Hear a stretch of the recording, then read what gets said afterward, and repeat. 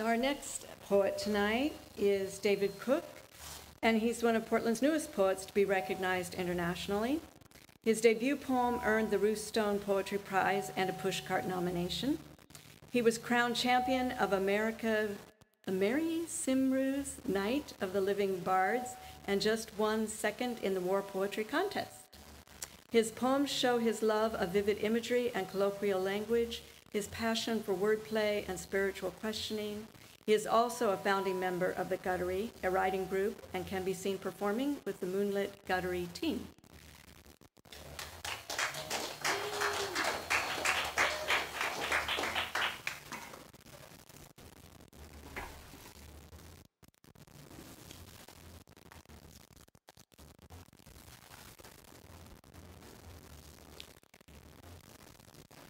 Napkin ring. It is a wormhole I've slithered through into a city that reeks of family, where young women speak to me with a pronounced accent of their own. Perhaps I listen to them more carefully. Most of it is lost now, my invisibility. I could walk the street vampirically, knowing all who have known me are as distant as the dead, that everyone I nod at, cock an eyebrow to, at most has only seen me in passing. But it's been months now, and I am produce boy, finger cutter, fiancé. I have told too many too much, and my anonymity has folded in on itself like a napkin pulled through a ring.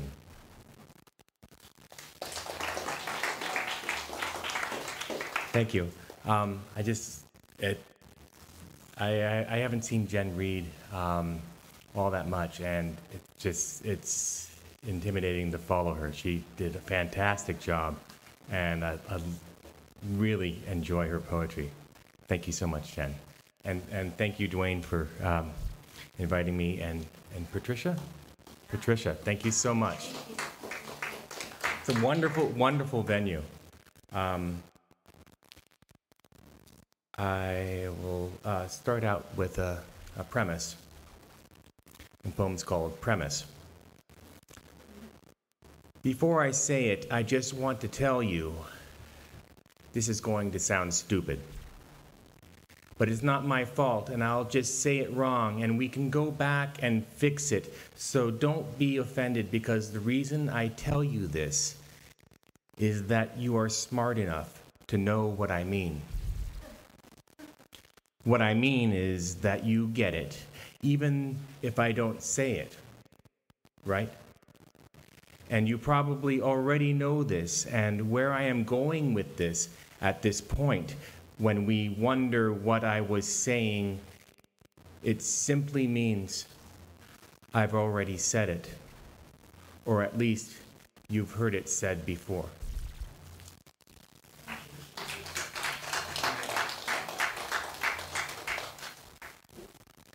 As was said in my bio, I just recently was awarded second prize for this next poem, and it's called Meat Puppet, and it was for a war poetry contest.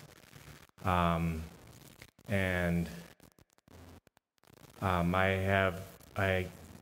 give thanks out to Bob Hickok, whose original poem, Stop Loss, was kind of the inspiration for this.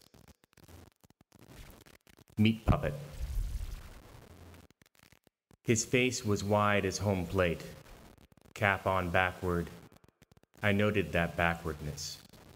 The way he took it off with his left hand, reaching back as if his neck were sore, taking it by the brim, leaving his cowlicks saluting. Almost young enough that the voice of the Boy Scout singing the anthem could be coming from him. If I squinted to remove comparisons, I might mistake him for a boy, might smooth his ruddy cheeks. When I smoothed, I moved right past his missing hand and placed the phantom limb over his heart. His arm stopped before the wrist, not enough to wear a watch, enough to spell Semper Fi in tattoo. His puckered, keloid, and I hesitate to use stump, but what other word? Arm does not grasp the loss, vambrace too obscure, stump seems almost epithet. He calls it meat puppet, but I don't know this. All I know is he can't reach his heart. His missing hand still there for him, to cover his heart, to honor our nation, to yank Corporal Ben's torso from the fire and wipe the hard stripes of ash from his eyes.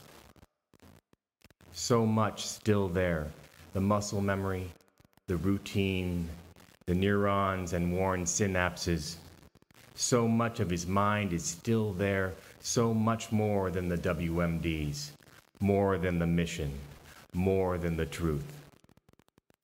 You'd know by the angle of his elbow, a thumbs up, an okay, a salute, or when he bites his not there nails, presses his eye with the empty of his palm. Even the ump knows which phantom finger he's getting.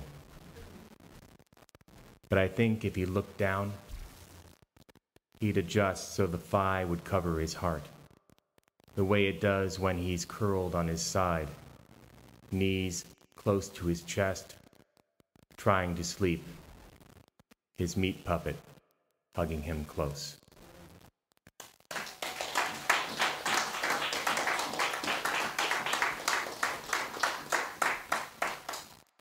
This next poem is actually a William Stafford poem, and it's William Stafford month, or it's Plug William Stafford month. His birthday is on the 17th, I think, and so he's a big deal in Lake Oswego and Portland, and now internationally. He was the first poet laureate of Oregon. And this poem, I read it the other night over at Stonehenge Studios, and it talks a little bit about the mistranslation that you can have when you're socially anxious, or you're in a circumstance when you're with people that are not necessarily like you. It's called At the Chairman's Housewarming. Talk like a jellyfish can ruin a party. It did. I smiled whatever they said, all the time wanting to assert myself by announcing to all, I eat whole wheat bread.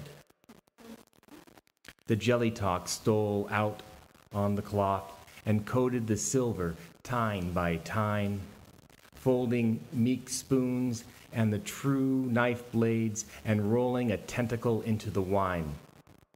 And my talk, too, it poured on the table and coiled and died in the sugar bowl, twitching a last thin participle to flutter the candle over its soul. Nothing escaped the jellyfish, that terror from the seas, from where whales can't live.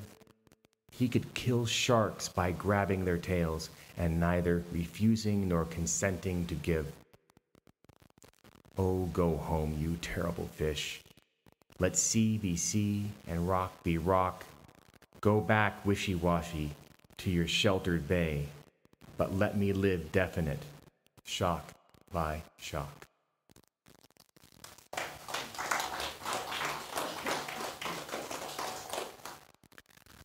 I happen to be reading on two pretty famous birthdays, Phil Levine, who's the poet laureate, and then Dorian Lau. I always say Lau, but it's Locks. Dorian Locks.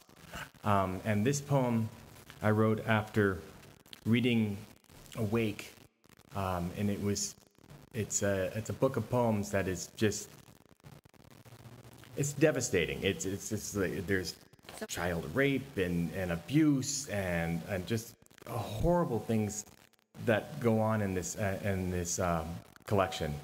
And I took a look at my life, and I've gotten off really easy. I've had wonderful, wonderful parents. 12 years of Catholic school, but Bay Area Catholic. So slightly different. So this song. This I'm gonna break out my harmonica for this one. No. And it was chosen by Mary Carr for the Flatman Crooked anthology, which is now defunct. They did one contemporary, slim volume of contemporary poetry, judged by Mary Carr, and they stopped doing it. But it's got some. I'm in the company again with Matthew Dickman and several other really wonderful poets. So this one is called Recess Beyond the Old Equipment. There is neither room nor class inside, only the ricochet of stuttering light, blunt scissors, sour milk, peanut butter.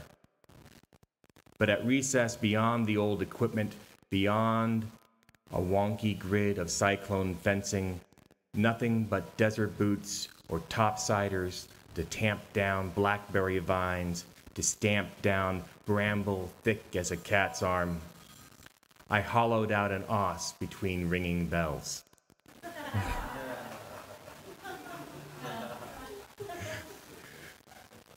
Goose-stepped vines strung with berries, like thumbnailed black ushankas.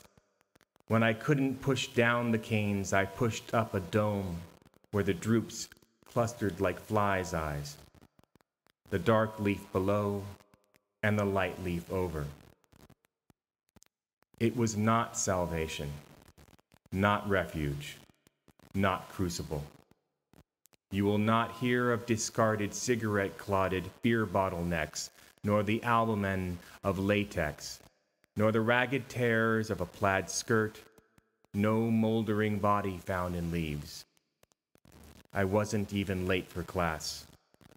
Innocence, mind, way, nothing lost. It was dirt, under fingernails, the sharp draught of breath when uncovering a beetle or a millipede glissade. The effort ran scabs the length of my arms and pocked me where my socks ended and cords began. Bent my fingernails so far back they creased the white stripe. Soon, it may become a hermit crab shell for someone's transgressions, future deviance. Yet a tired dog does not think while circling that it is tramping its ancestors' savanna grass. Nor do I when I bend each thorn to the side with the flat of my thumb till it snaps off.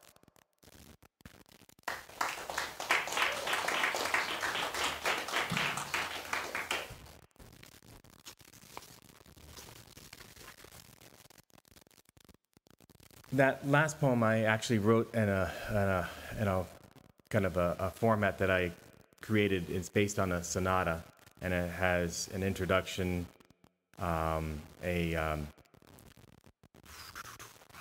see, I just learned it too. So it has a theme, a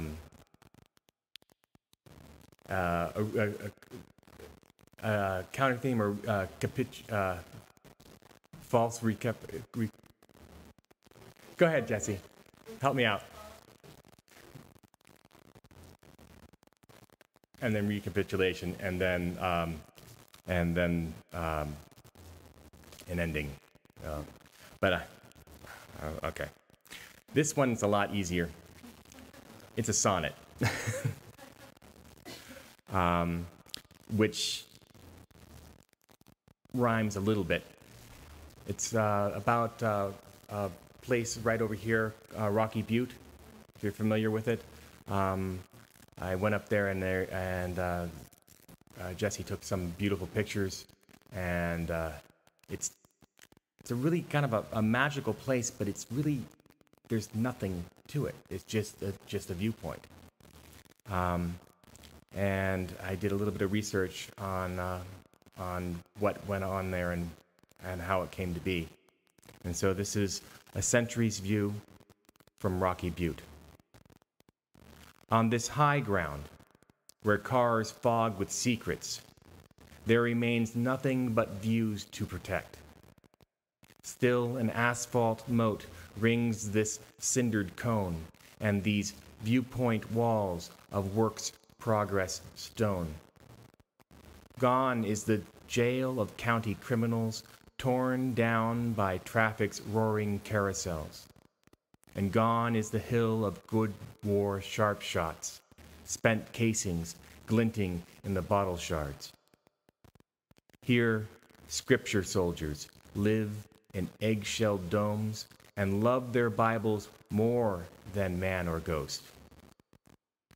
Their faith's gimcrack light once was a beacon, now scopes the view merely planing heaven, leaving contrail shavings, mites, and mica, as if the moon pulled open a trapdoor.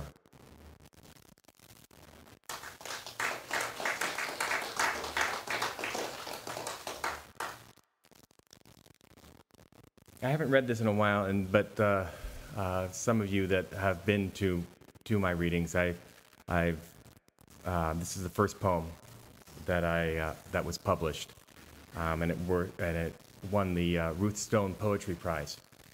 Ruth Stone passed away about 3 weeks ago, at 96, and her poetry is really wonderful. So it's really an honor to have to start out in this fashion. The poem's called Edges. I don't know where to start. Far before the moon pulled the tide to your chin, before your groin became a grotto, before the brine washed away the halos your feet squeezed into the sand. I don't believe in the alchemy of eels and their mud. It started before you felt their slither. I know where this ends. With lungs shortening and sinuses burning like sea radish, you tread and estimate how much longer you can stand. I know the sound of the ocean's throat. I carry its homunculus in my ear. The sea's words won't heal you. Neither will the earth. Though you press your heel on the folded edge of a spade and kick the ashes to reveal an ember, it glows, a window you stand outside of. The ground does not move. You visit the same stone. Eat a meal of lavender seeds, but it will pass. You think the horizon's distant line is not crossed. It slides like a floater on your eye. It flees your direct gaze. Like the moon, it moves with you as you drive the switchbacks to Grizzly Peak. You don't think you're in it. You need distance for each wet piece of dust to appear as fog. Stop pushing the sky to the edges. You know where the sea starts, where your land ends. The sky starts there too. I've got my fingers on your head, and the air is where you live. The sea loves only its own. The earth knows only the print of your stride. The sky is closer than the chill on your wet finger. It suddenly touches you, enters you. The sky starts somewhere near the rough spot on the bottom of your heel.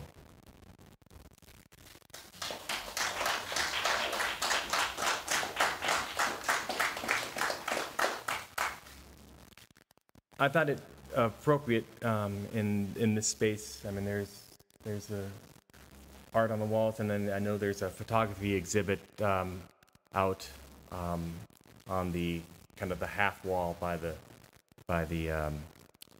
bar, or where you get your food. And so I wrote this poem, and it's called Fixed. And it's about Fernando Pereira, who was the photographer on the Rainbow Warrior when it was docked in New Zealand, when the French Secret Service attached bombs to it and blew it up.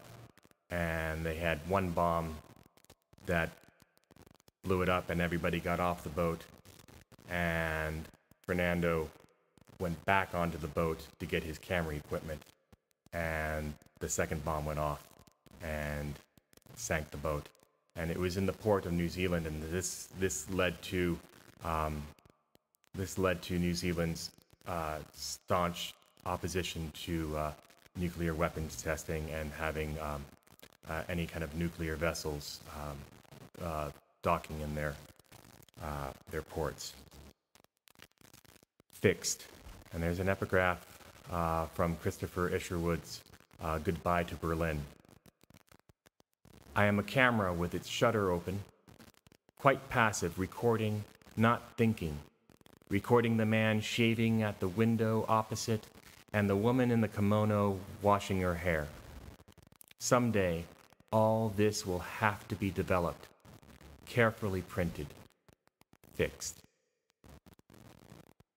He is a camera, with his shutter, his lenses and filters, batteries of flashes, memory makers, soul keepers, names sounding as solid as horse bones, Pentax, Minolta, Canon.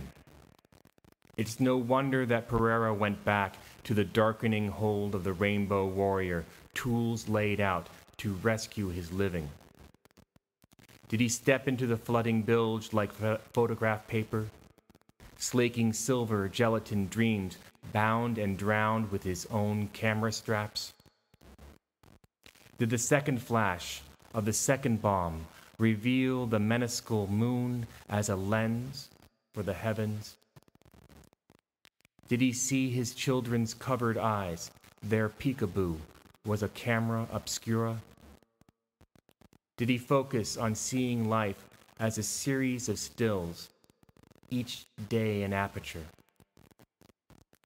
Shame, even for the name, Operation Satanic, for Mitterrand's attempt to etiolate the exposure, dodge his solemn oaths, for draping his head like a photographer, hooded under a napkin, sepia teeth gnashing on the grit of ortolan bones.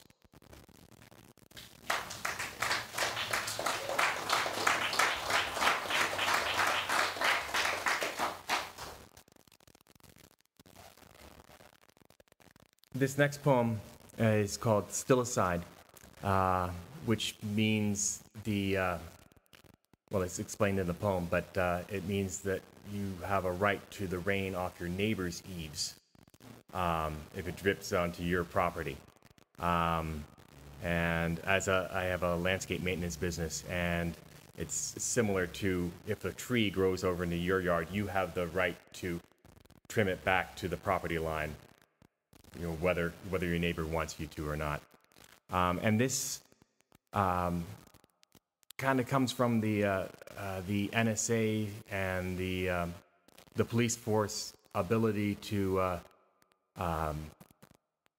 tap your phone lines and go by with infrared cameras and photograph the inside of your house just by doing the heat signature. Yeah, you can drive by and you can take a heat picture of the inside of people's houses without a warrant, and it just so happens that the this poem came out, and it was similar to a poem written by Leo Marx as a code during World War II. It was used to transfer information to the French resistance. So this is called Stillicide. It's what I wanted. For you to take my life, you have a right to it. A right, like the right to rain dropping off your neighbor's eaves, to hailstones and sleet, pine needles and leaves. They are yours. To birds and their songs, yes, yours. To monarchs and midges, to sheet white moths, to glass blue damselflies, yours and yours, yes, yours. All of the corpses, all of that wind you push before you, the shadows and cold, the pollutants, the smoke, the light off the mirrors has always been yours. And this spit of conversation, yes, yours. And teeth, when they fall out, the tongue and the neck, if stuck out, they're yours. The silence and promise, my breath and my words. Gather them in jars, like old gas made bad with cliches, they are yours. And life, if I can't take it, it's yours.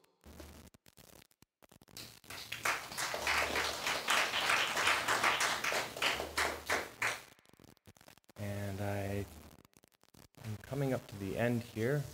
I'll just read 2 more poems.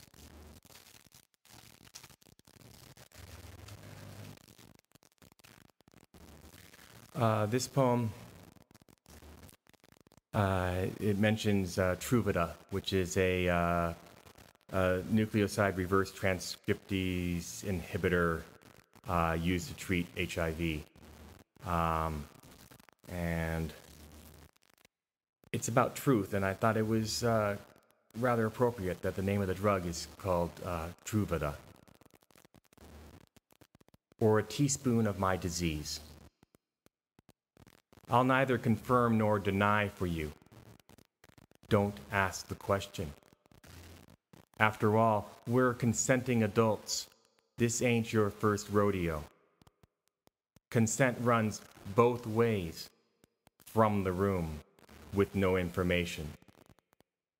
Sure, it makes me uneasy. After all, this is dis-ease. I'm branded with invisible ink, with Truvada. I'm keeping truths and their monkeys up my sleeve. I'm filling the room with assumptions, like untethered balloons. Some with helium, some with hydrogen. We share my cigarette. Till the butt flares up, till the filter burns, which can't be good. Standing in ashes, we rub balloons on our heads, stick them to the ceiling.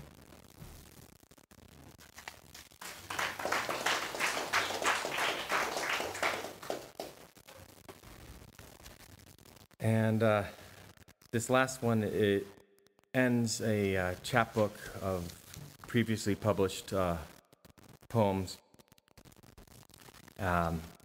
called To Sleep from Scratch. And Jesse is reformatting it, and we're getting some of her photography in it also. So that will be coming out this year. The poem's called Ripping the Belly. Skyscrapers, by definition, rip the belly of sky like a contract. Their stories tear up the coming storms with condensation. Our conversations drop to a street of knees. With our eyes, unshaven lies, our souls in our mouths, we tumble like scarabs rolling our toxin piles, till we can't stand it, and stand ourselves up, with underbellies out front, both shield and target, us both Hectors in Achilles' armor, knowing if we go at the throat, we'll drag around the city by our tendencies, never to bury the knit insanity, left with what we say, to stomach the boulder we will need to be, need to push, to rip the belly of sky from scratch again.